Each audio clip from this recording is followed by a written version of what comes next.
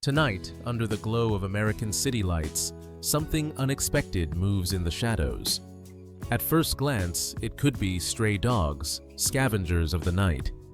But as the lens sharpens, the truth emerges: a pack of wolves slipping silently into the edges of a neighborhood that never sleeps.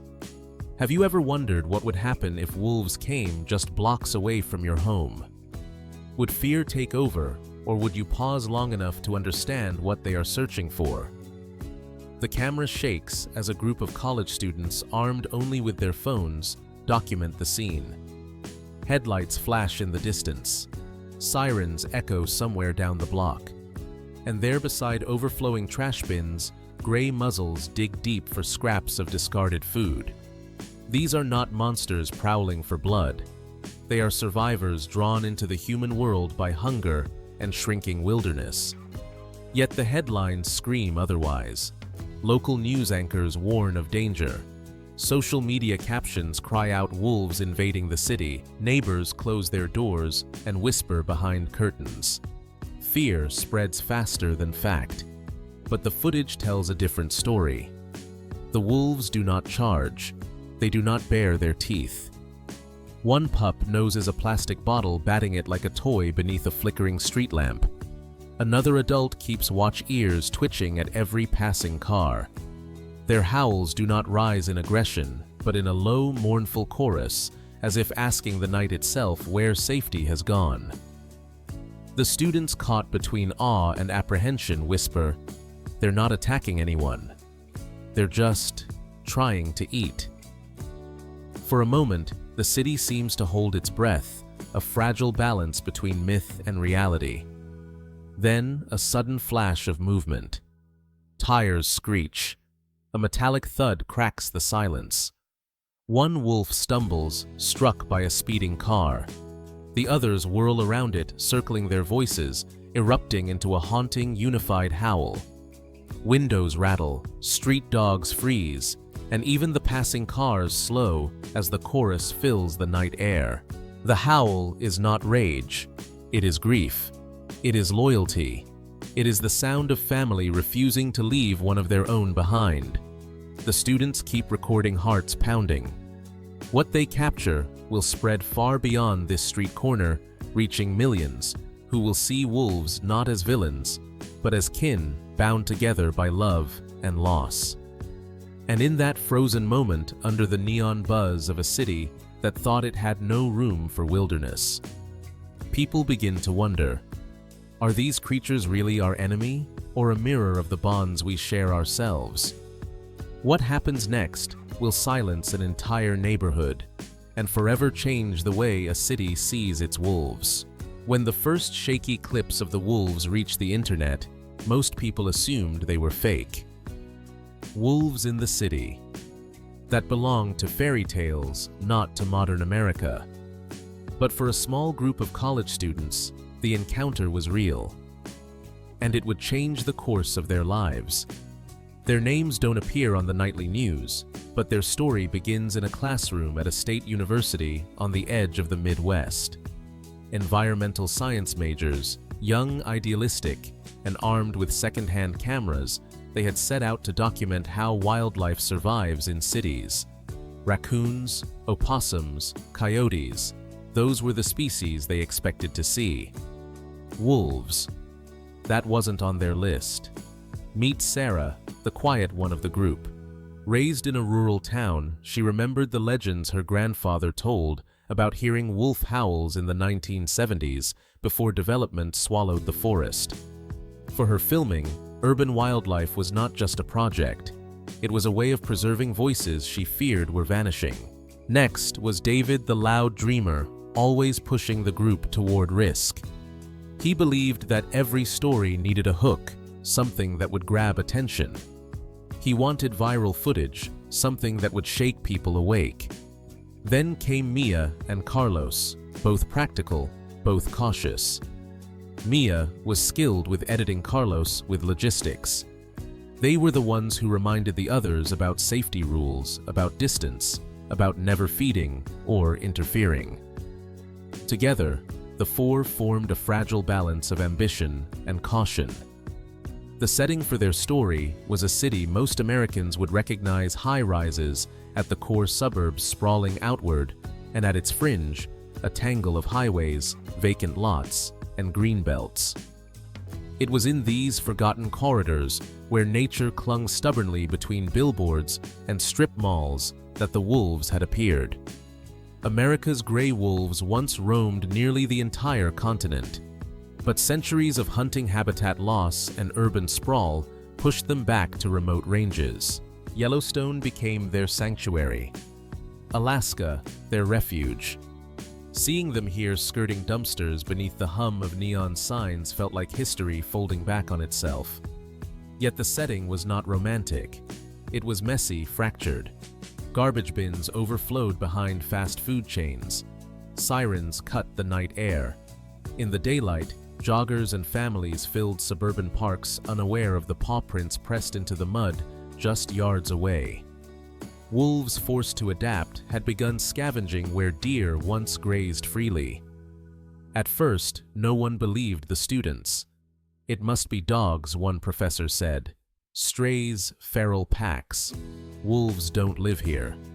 But the students had evidence: paw tracks larger than any domestic breed, fur caught in a chain-link fence, howls that echoed across the greenbelt at midnight. Sarah, clutching her recorder, replayed the sound again and again. It wasn't coyotes. It was deeper, older, undeniable. For the community, the arrival of wolves carried a different weight. Parents worried about children walking home from school. Pet owners feared for their dogs. City council members debated new ordinances. Headlines turned every sighting into spectacle predators on the loose. The word wolf conjured images of fangs and folklore, not the quiet scavengers Sarah and her friends were filming. The conflict deepened with every news cycle. On one hand, the wolves had not attacked anyone. On the other, fear spread like wildfire. People demanded action. Wildlife officials considered relocation. And through it all, the students kept filming, trying to capture what they saw: not monsters, but a family trying to survive. The wolves themselves revealed their nature through small details. A limping male, scarred across the muzzle, led the group with steady authority. 2 yearlings trailed behind, cautious yet curious. And a single pup, awkward in movement, darted between them with the reckless joy of youth. They were not invaders. They were kin, bound by loyalty, pushed into the city by hunger. The students chose a vantage point, a rooftop near the edge of a strip mall. From there, they watched the wolves pick through trash noses, down tails low, never approaching humans. Sarah whispered into her mic, "They're not here to attack. They're here because we left food everywhere." For days, the students returned, gathering footage. They documented the tension: how people locked car doors when they heard howls, how one local TV station aired stock photos of snarling wolves to dramatize the story.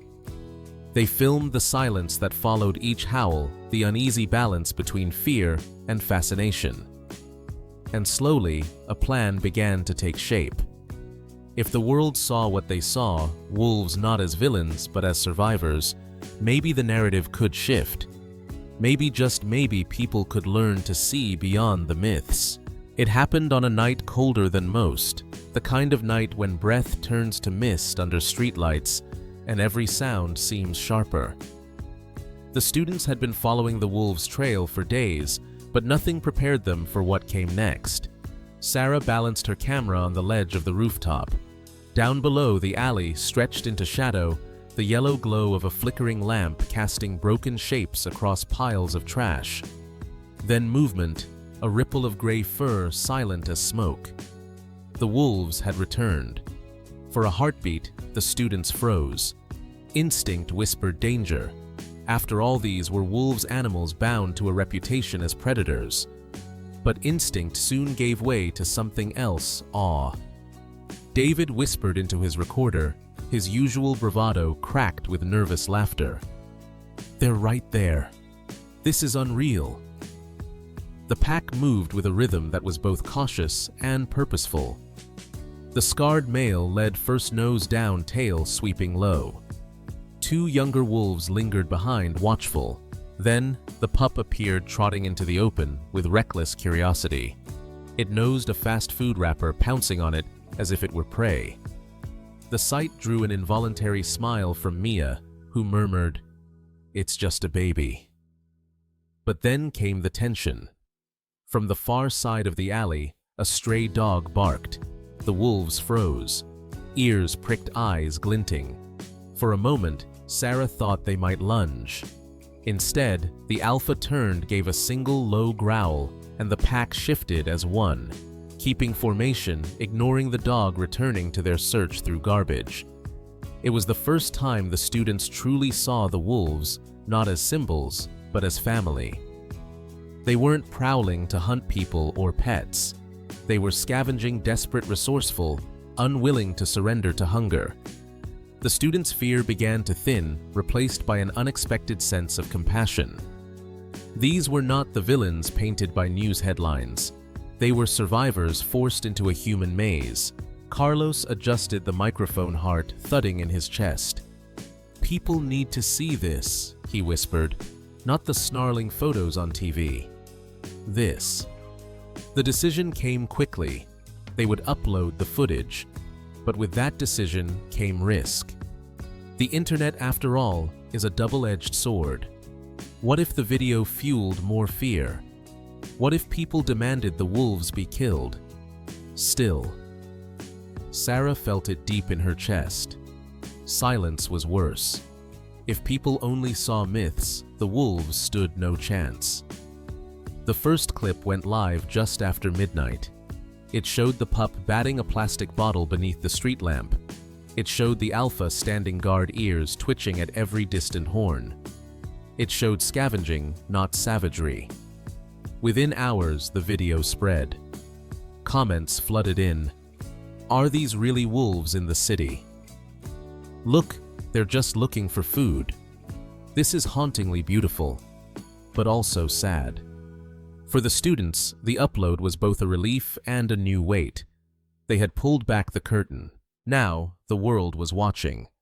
But the city's fear did not vanish overnight. If anything, the attention magnified it. By morning, reporters swarmed the neighborhood, searching for the pack. Neighbors spoke of sleepless nights of hearing howls outside their windows. One man told the cameras, "I don't care if they're just digging in trash. Wolves don't belong here." And yet, beneath the noise, something else stirred. Viewers from across the country began to ask harder questions. Why are the wolves here? What drove them to the edge of the city? For the first time, the narrative shifted ever so slightly from fear to curiosity. The students kept filming. Each night brought new moments of revelation. A young wolf carefully carrying a scrap of bread to the pup. The alpha pausing to scan the dark horizon as if remembering a home long lost. Their behavior, while adapted to survival, was threaded with tenderness. One night, as the students crouched in silence, the pack lifted their heads and howled. The sound cut through the city like a knife through still water. It wasn't aggressive, it wasn't warning. It was a call, a gathering of voices woven together. The students trembled not from fear, but from the raw beauty of the moment. Sarah whispered to herself, "They're not dangerous, they're just trying to stay together." That was the night the project changed. No longer just an assignment, no longer just an experiment. It became a mission to show the truth before fear destroyed it. In the nights that followed, the wolves returned again and again. For the students, each sighting felt like walking a razor's edge between wonder and danger. Their rooftop vantage point became a second home. Wrapped in blankets against the chill, they whispered into microphones, their cameras rolling while the city pulsed below. The wolves moved with routine now. They slipped into the alley at the same hour like ghosts who had learned the clockwork of human life. When traffic thinned, when lights dimmed, they emerged. And each night, the students discovered something new about them. Sarah noticed patterns. The alpha always scanned the perimeter before the others fed. He stood slightly apart, posture proud, scar tissue glowing silver under the lamplight. The yearlings never touched food until the pup had eaten. They carried scraps to it, nudging, guiding, teaching. This was not chaos. It was order, family order. But survival on the edge of a city was never simple. Danger lurked in every shadow. One night, headlights swept the alley earlier than expected. The wolves froze, ears pricked. A car turned the corner, tires hissing on wet pavement. The pup lagged behind, paw caught in a tangle of trash. The alpha darted back, nudged it free, and pushed it forward just as the car passed. The students gasped from their rooftop. It had been seconds from disaster. David whispered hoarsely, "They know. They understand traffic." Yet understanding wasn't always enough. 2 days later, the students returned to find no wolves. They waited hours scanning the alleys, replaying recordings of distant howls. Nothing. Doubt gnawed at them. Had the city driven the pack away? Had officials stepped in quietly, relocating them? The tension stretched until nearly dawn. Then, from beyond the freeway, a single howl rose, thin, tired, but unmistakable. Relief flooded their bodies. The wolves had survived.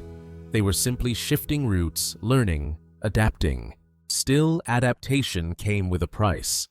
Hunger wore on their frames, their ribs pressed against fur. Sarah documented each change with sorrow, thinner bellies, slower movements. The city provided scraps, but scraps were never enough for a pack meant to roam wide landscapes. And then came the confrontation that tested them further. It started with barking. A large guard dog broke free from a backyard gate, charging into the alley. The wolves stiffened. The dog snarled, hackles high, lunging at the nearest yearling. For a moment, chaos threatened to erupt. But the alpha stepped forward. No fangs bared, no attack. Just a steady, low growl that vibrated through the air. The guard dog faltered. Its bark broke into whines. Slowly, it backed away, retreating toward its yard. The pack reassembled, shaken but unharmed. From the rooftop, Carlos let out a shaky breath. If they wanted to kill it, they could have. But they didn't. The students uploaded that footage too. Within hours, it was dissected online. Some viewers insisted it proved wolves were dangerous, capable of standing against dogs. Others argued the opposite, that the wolves had shown restraint, that they avoided unnecessary conflict. But the most haunting footage was still to come.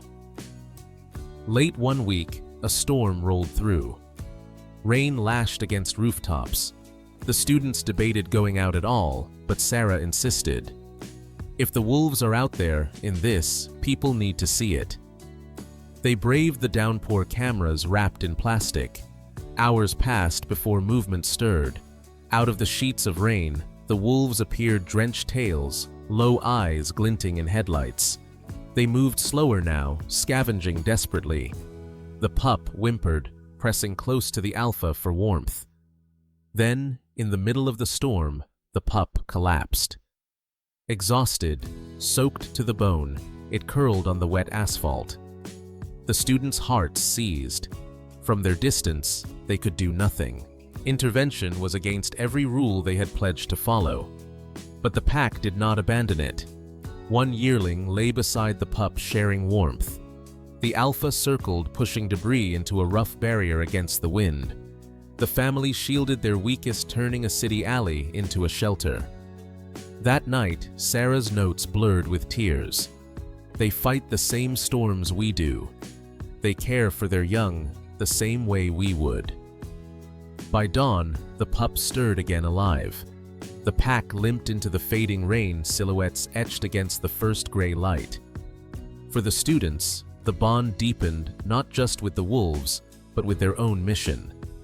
What began as a school project was now a calling. They weren't just documenting survival. They were witnessing resilience, loyalty, family in its most primal form. But not everyone saw it that way.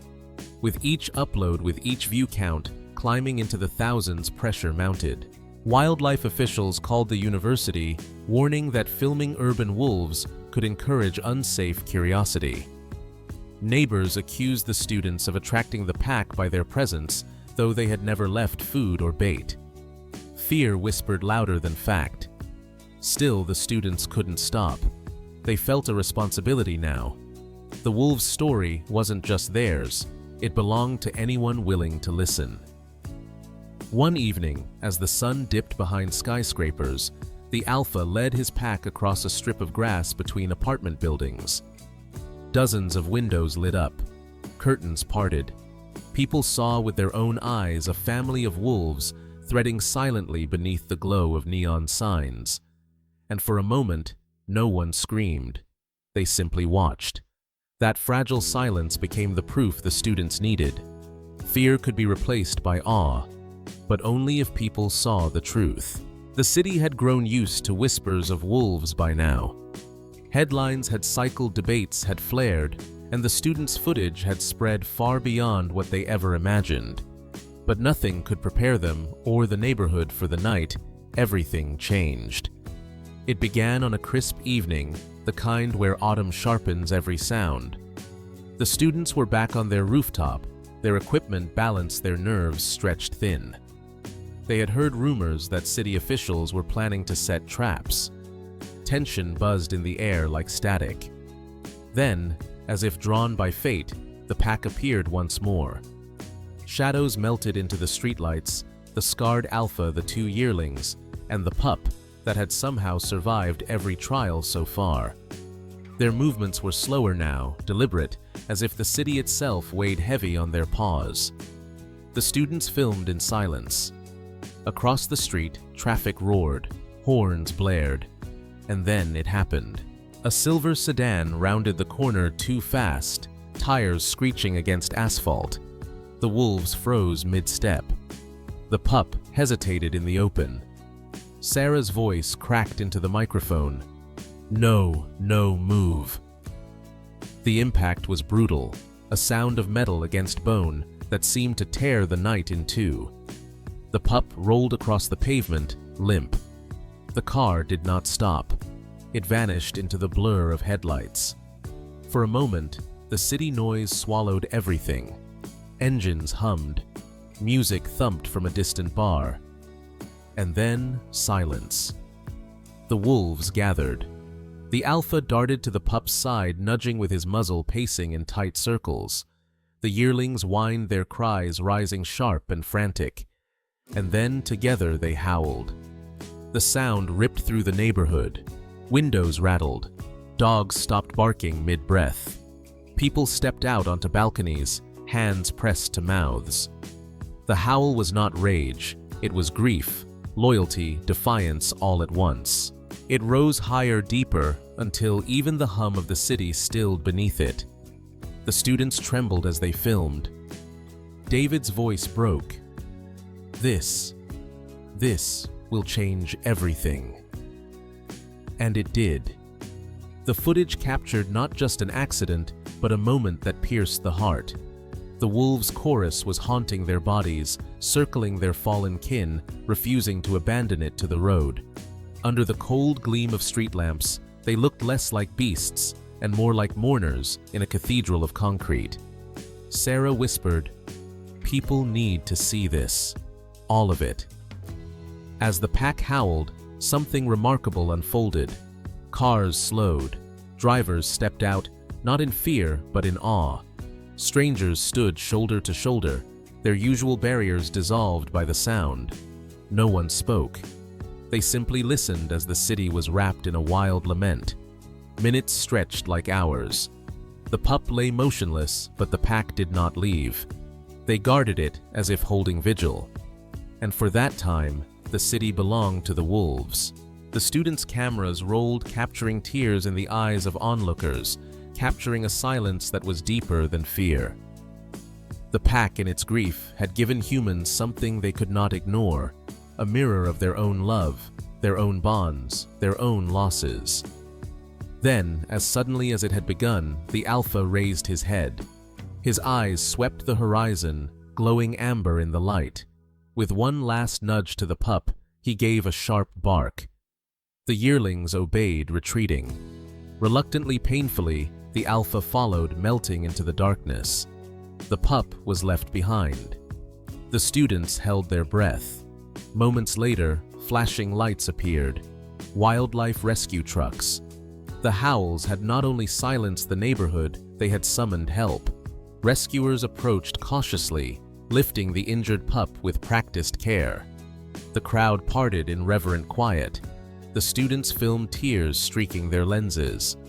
That night, the footage uploaded faster than any clip before, and it spread like wildfire.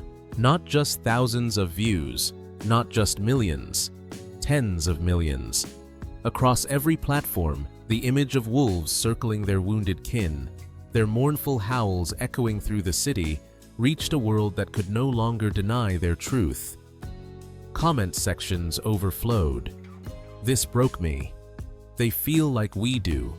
I'll never look at wolves the same way again. Why are we so afraid of them when they show us this kind of love?" News anchors replayed the footage.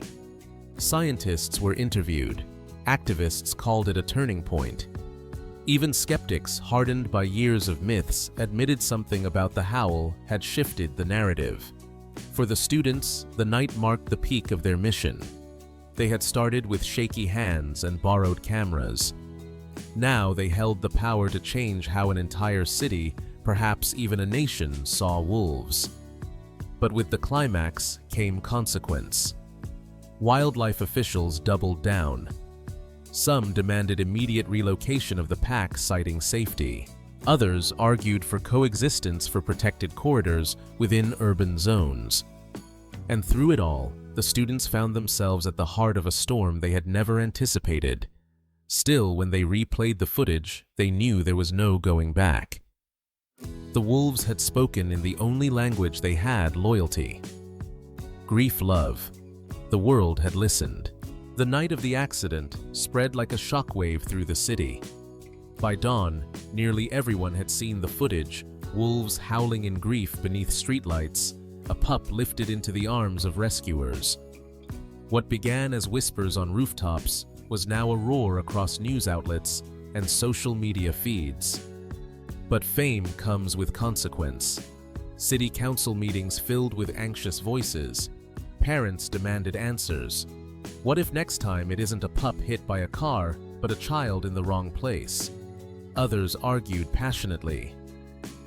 They haven't attacked anyone. Why punish them for trying to survive? Lines were drawn. On one side stood fear stoked by years of folklore and headlines. On the other stood empathy, fueled by a single viral howl. Wildlife officials stepped into the storm. Their phones buzzed with reporters' calls. Their inboxes overflowed with public petitions. Pressure mounted to act quickly. Some proposed relocation, dart the wolves, transport them hundreds of miles away to remote reserves. Others suggested lethal control, citing safety and precedent. The word eradication began to echo in chambers where policy was decided. For the students, the conflict felt personal. They were called into meetings, questioned by officials. Did you feed them? Did you lure them? And the accusations stung, even though the students had broken no laws. They had followed every guideline: no food, no close contact, always a safe distance. Still, suspicion clung to them, as if holding a camera was the same as holding responsibility for the wolves' fate. Sarah defended their actions with quiet resolve. We didn't bring them here. We only showed the truth.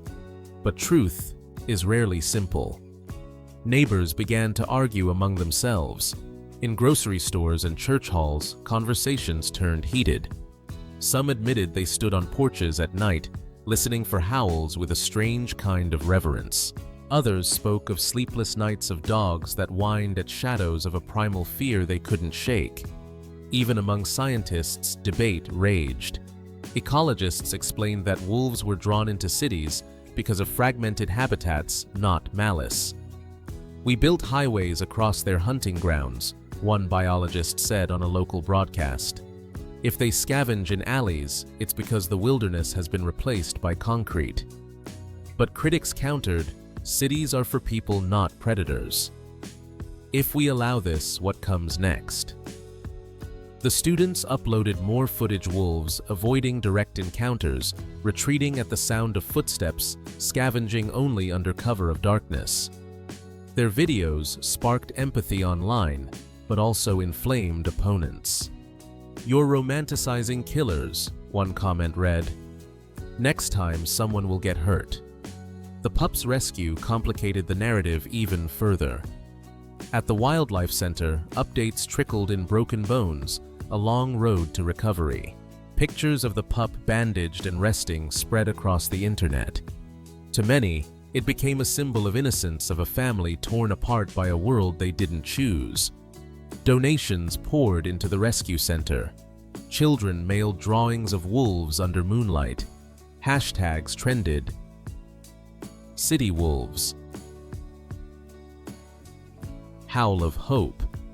Yet in City Hall, the pup's survival only sharpened the divide. Officials argued the pack would surely return, searching for their missing kin. "Do we wait for that reunion in someone's backyard?" one council member asked. And so, proposals hardened. A curfew was suggested. Patrols were added near greenbelts. Traps were quietly set along the outskirts, though many questioned whether wolves would even fall for them. The more the city tried to push them away, the more people wondered if fear was driving policy more than fact. For the students, the pressure was suffocating. They faced threats online, anonymous voices demanding they stop glorifying predators. But they also received letters from across the country thanking them, urging them not to stop. One message struck Sarah deeply. "I used to hate wolves. Then I watched your video. Now I hear their howl differently. Please don't let their story be silenced." In that moment, the students realized the fight was no longer just about wolves. It was about narrative, about whether society would choose fear or understanding when the wild crept close. But even as debates roared, the wolves themselves stayed silent. The pack was not seen for days, then weeks. Some believed they had retreated back into the forest. Others feared worse, that traps or bullets had ended their story. Then one night, a faint howl drifted across the freeway.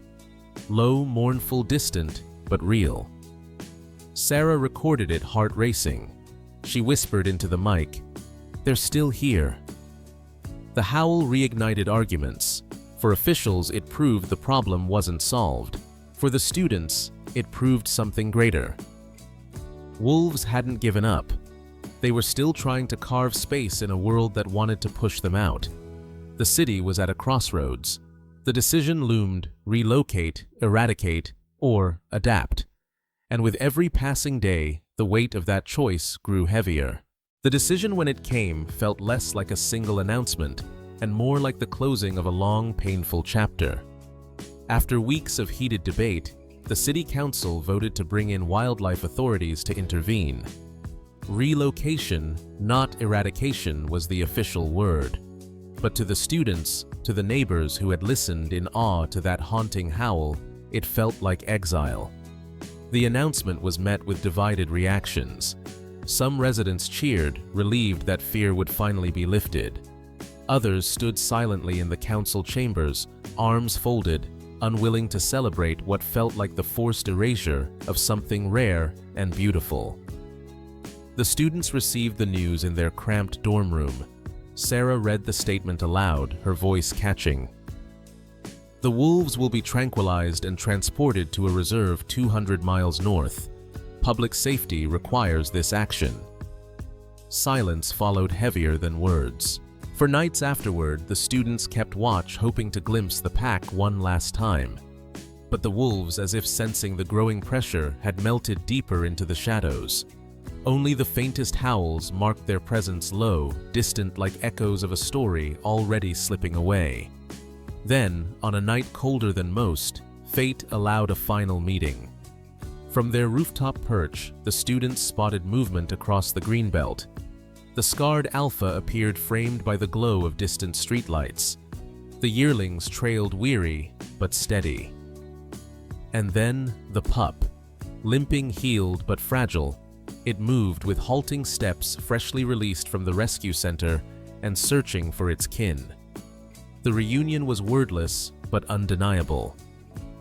The alpha lowered his head, sniffing the pup, nudging it into the fold.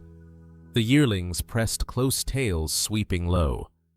For the students watching from afar, it was the kind of moment most people only dream of, a family reunited, however briefly, against all odds.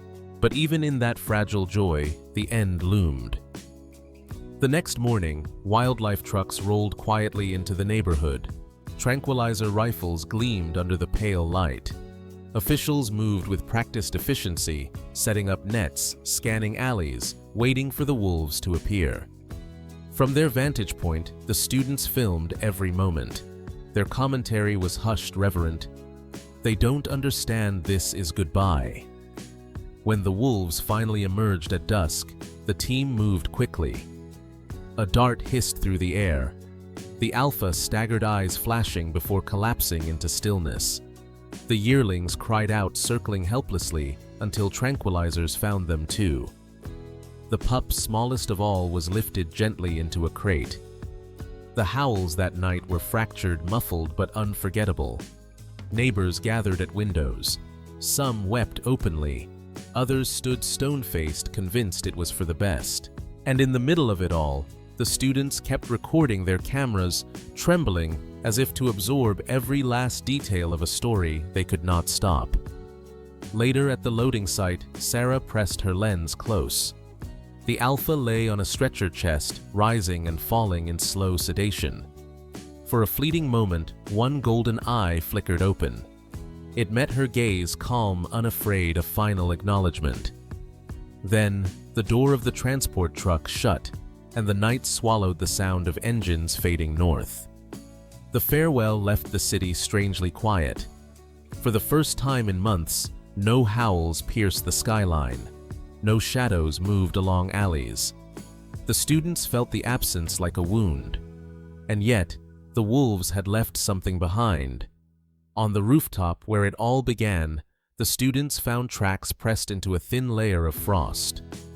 Paw prints, clear and deliberate, ran parallel to their own footprints from the night before. Human and wolf, side by side, etched into the city's skin. It was not coincidence. It was reminder. Sarah whispered, tears stinging her cheeks. They'll never really be gone. The footage of the relocation spread just as quickly as the howl had. Millions watched the crates being loaded. The final glances exchanged the paw prints in frost. Some condemned the decision, others defended it. But no one could deny one truth: the wolves had left a mark that could not be erased. In classrooms, in living rooms, in quiet kitchens across America, people talked about wolves not as myths, not as monsters, but as neighbors. Temporary, fragile, fleeting, but neighbors all the same. The students, drained, yet resolute, closed their project with a final statement. This was never just about wolves. It was about us. About whether we choose fear or choose to see family in unexpected places. Weeks passed. The city that had once pulsed with tension now felt strangely muted. The absence of howls at night was its own kind of silence, a silence that made people realize just how deeply those sounds had entered their lives. For the students, it felt like waking from a dream, one so vivid they couldn't quite believe it was gone. But the wolves were not forgotten. At the wildlife reserve 200 miles north, cameras documented their recovery. The alpha, strong despite his scars, was released into a forest where the canopy stretched wide and the rivers ran cold. The yearlings adapted quickly, learning again to hunt deer instead of pawing through trash bins. And the pup, the survivor of a car's cruel strike, grew sturdier with each passing week, bounding after its kin with the same reckless joy it once displayed beneath city lights. Footage of their new life trickled back to the students. Shared by conservationists, those clips became their final chapter. The wolves were safe. They were free. But their absence left the students grappling with a question that echoed louder than any howl had the city truly learned. The viral footage had changed things. National talk shows invited scientists to explain wolf behavior. Teachers played the videos in classrooms, asking children to reflect on coexistence. Artists painted murals of wolves against city skylines. What was once myth and menace became symbol and lesson.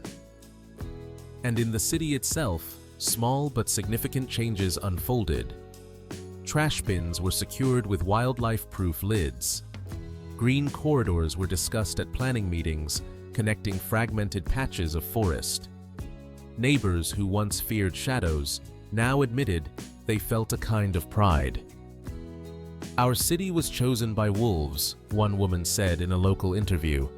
"We must have something worth staying for." The students, meanwhile, carried the story into their own futures.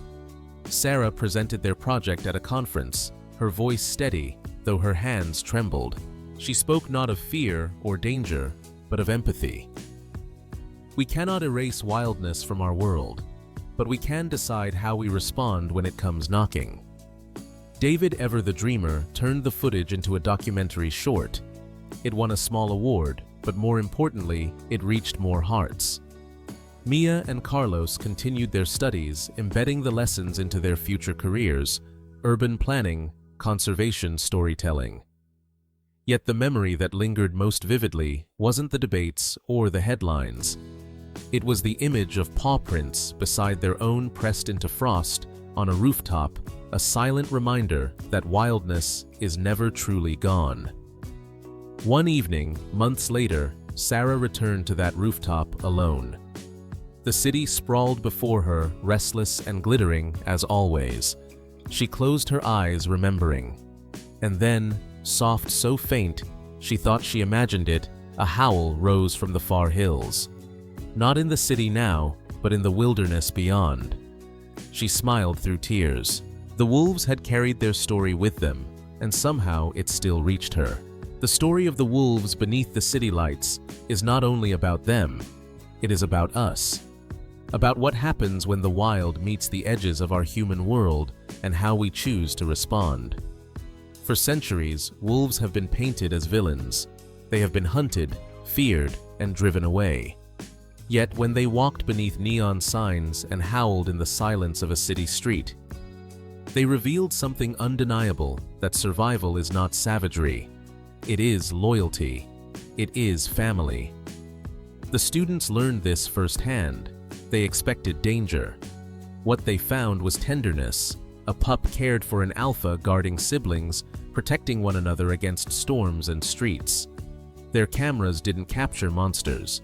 They captured mirrors, reflections of the same bonds that hold human families together. The accident that nearly took the pup's life could have fueled more fear.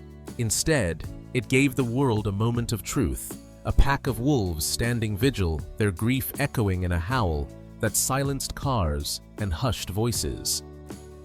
In that sound, people heard something universal: love, loss, devotion. But perhaps the greatest lesson is this: the wolves were never invaders. They came because our expansion left them few choices. Highways cut their paths, forests shrank, trash bins replaced hunting grounds. Their presence was not a threat, it was a question. Would we respond with fear or with understanding?